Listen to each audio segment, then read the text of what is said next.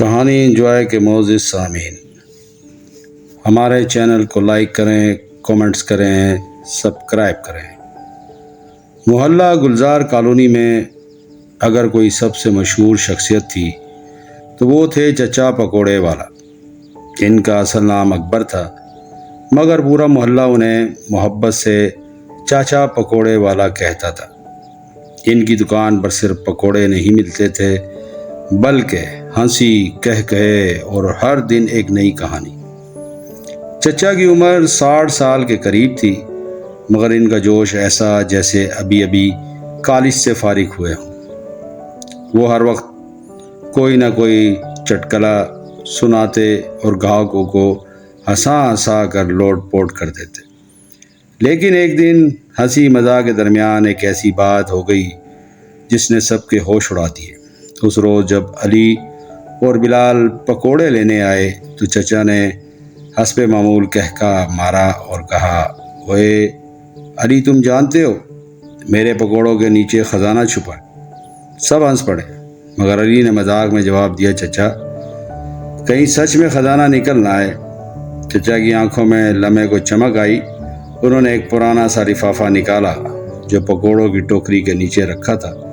یہ خط میرے دادا نے مجھے دیا تھا، کہتے تھے اس دکان کے نیچے کوئی راز چھپا ہے۔ علی اور بلال چونک گئے۔ چچا، پھر آپ نے کبھی کھودنے کی کوشش نہیں کی؟ ارے میں تو ہنسی مذاق میں لگا رہا، پر شاید اب وقت آ گیا ہے، چچا نے سنجیدگی سے کہا۔ اس رات علی، بلال اور چچا مل کر دکان کے اندر زمین کھودنے لگے۔ پرانی اینٹیں، ٹوٹا ہوا لکڑی کا فرش اور دھول کا طوفان۔ اچانک بلال کی کھدار ایک دھات سے ٹکرائی۔ کیا یہ خزانہ ہے؟ علی نے جوش سے پوچھا۔ انہوں نے مٹی صاف کی تو ایک لوہے کا صندوق نظر آیا۔ صندوق پر ایک عجیب زبان میں لکھائی تھی۔ چچا نے کہا، یہ تو فارسی جیسی لگتی ہے، پر یہ لکھی کیوں گئی؟ جب انہوں نے صندوق کھولا تو اس میں کچھ سونے کے سکے، ایک پرانا نقشہ اور ایک بند لفافہ تھا۔ لفافہ پر لکھا تھا، جو خزانے تک پہنچنا چاہتا ہے پہلے سچ بولنا سیکھے۔ نقشے میں ایک اور جگہ کا پتہ تھا، لال کھوہ کا کنواں۔ اب لال کھوہ کا کنواں، جو کہ محلے سے 3 کلومیٹر دور جنگل میں تھا، اگلی صبح تینوں وہاں پہنچے۔ کنویں کے پاس پہنچے تو ایک عجیب بات ہوئی۔ ان کے سامنے ایک بونا نمودار ہوا۔ وہ بونا بولا، جو یہاں آیا ہے اسے 3 سوالوں کا سچ جواب دینا ہوگا۔ چاچا نے زور کا کہکا لگایا، ارے بونے میاں، ہم پکوڑے بیچنے والے سوال جواب نہیں جانتے۔ بونا بولا، سچ نہیں بولو گے تو واپس چلے جاؤ گے۔ چلو جی، سوالات شروع ہوئے۔ نمبر 1، بونے نے پوچھا، کیا تم نے کبھی کسی کا دل دکھایا ہے؟ چچا ہنسے اور زور سے کہا، نہیں۔ اور کنویں سے دھواں نکلنا اچانک بند ہو گیا۔ بونے نے کہا، جواب غلط۔ سوال نمبر 2، کیا تم نے کبھی گاہک کو زیادہ قیمت پر پکوڑے بیچے؟ چچا ہنسے، کبھی کبھی ہاں۔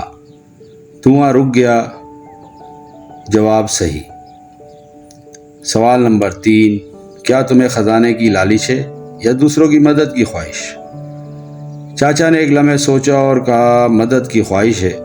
اگر یہ خزانہ ہے تو اسے محلے کے لیے استعمال کروں گا۔ کنواں چمکنے لگا اور زمین پھٹ گئی۔ اندر ایک سیڑھی جاتی دکھائی دی۔ تینوں نیچے گئے تو ایک بڑا سا خفیہ کمرہ نظر آیا، جس میں کئی قدیم صندوق، کتابیں اور ایک تختی رکھی تھی۔ یہ خزانہ بڑا ہی عجیب تھا۔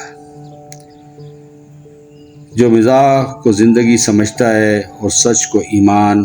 صندوق کھولا تو اس میں سونے کے سکے، نایاب پتھر اور ایک عجیب جادوئی چابی ملی۔ ساتھ ہی ایک خط بھی ملا، اگر تم اس چابی کو اپنی دکان میں رکھو گے تو پکوڑے خود بخود بننے لگیں گے، لیکن صرف تب جب تم روز ایک غریب کو مفت کھانا دو گے۔ چاچا نے وعدہ کیا کہ وہ ہر روز ایک غریب کو کھانا دیں گے۔ چابی لے کر وہ دکان واپس آئے۔ اگلے دن جب دکان کھولی تو تیل گرم، بیسن تیار اور پکوڑے تلے جا چکے تھے۔ بغیر کسی کے ہاتھ لگائے لوگ حیران رہ گئے۔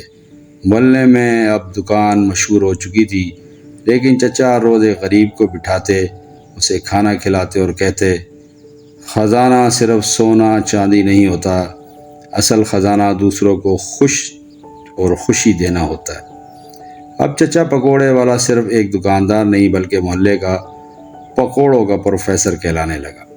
علی اور بلال ان کے ساتھ روز ہنسی مذاق کرتے اور کبھی کبھی چھپ کر کنویں کے بونے کو دیکھنے بھی جاتے، جو اب ان کا دوست بن چکا تھا۔